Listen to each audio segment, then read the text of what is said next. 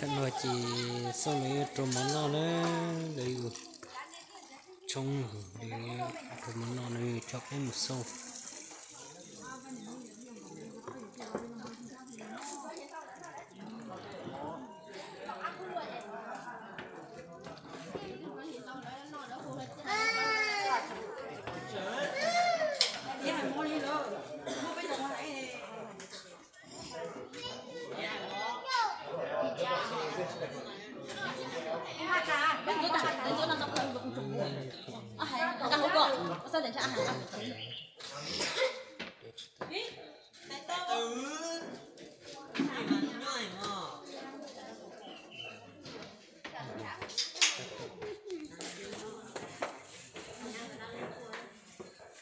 Chế lòng đi. Chế lòng lên rút này đi. Chế lòng cho con, nó lúc mình cho con. Phải chưa? Cổ lâu tại sao? ta có một Cái gì đấy chứ làm sao làm?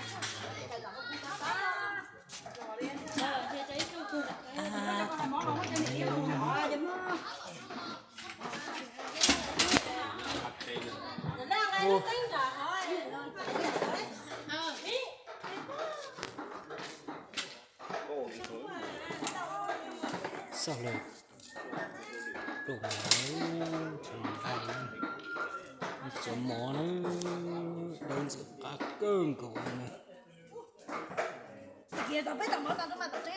hả sâu thôi này chỉ ta tọt đồ nó nên một công nó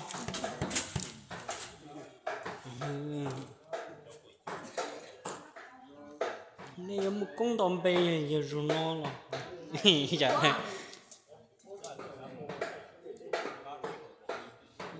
chấm món đơn giản cá cơm này nữa đi ở chỗ rất sớm của món nó này nhớ bột tỏi luôn lá sầu của nó chỉ giờ cho nó nhiều cho sầu món nó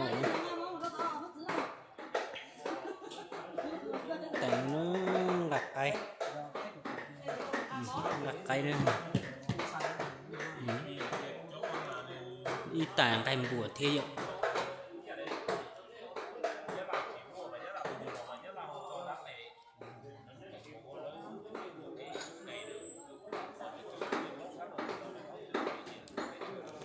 chưa giờ nó lụt chạm rõ xí nữa nón chú xí nữa tiếp liền nó nón chùm cổ xí nữa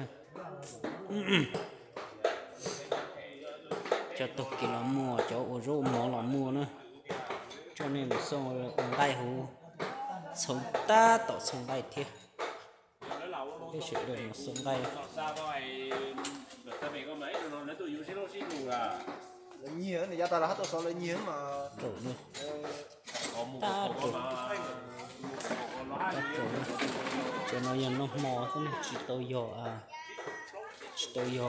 nó tiền nữa ta kỹ nó nữa cho nên một sâu lâu lúc trệu nó lúc chặn rõ nó chủ sư xe giờ ta chỉ này ta nó chung đổ xí nữa bừng nhập cái nó chủ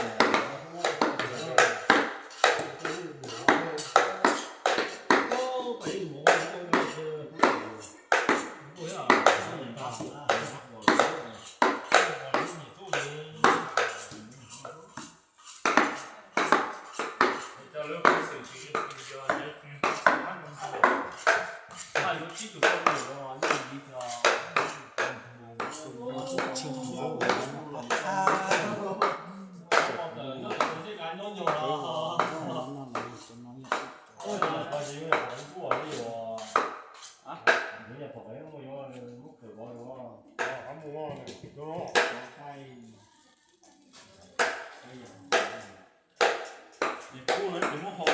一起好